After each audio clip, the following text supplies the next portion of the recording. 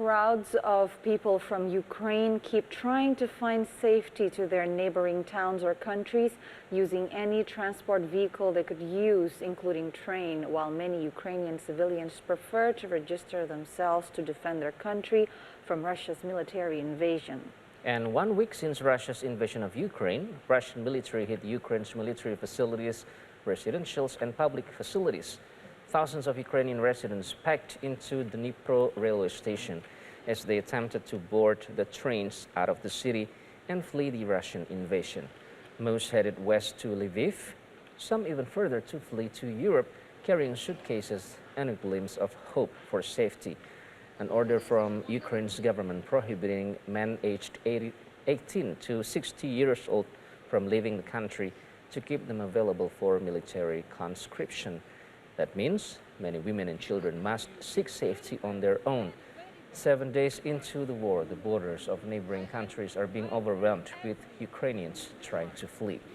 More than 874,000 people have fled Ukraine since the Russian invasion began, according to the UN Refugee Agency, putting the number on track to cross the 1 million mark on Wednesday.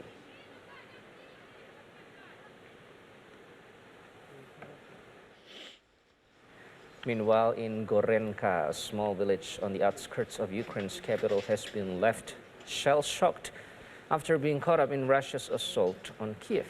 Residents say a Russian plane bombed the village early Wednesday morning, destroying several homes. According to a local lawyer, 12 villagers in Gorenka have been injured and 2 killed since last week's Russian invasion.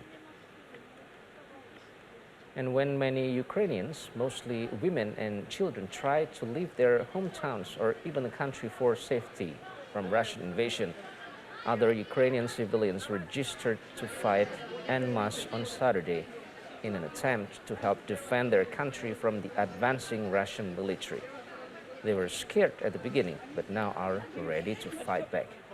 The reality facing many Ukrainians is to fight or flee as Russian forces continued their advance on the country's capital, Kiev. Head of Sumy Regional State Administration, Dmytro Zhivetsky, called on Friday for Ukrainians to arm themselves and prepare Molotov cocktails to try and halt the advancing forces. Russia claims its assault on Ukraine is aimed only at military targets, but bridges, schools, and residential neighborhoods have been hit since the invasion began last week with air and missile strikes and Russian troops entering Ukraine from the north, east, and south.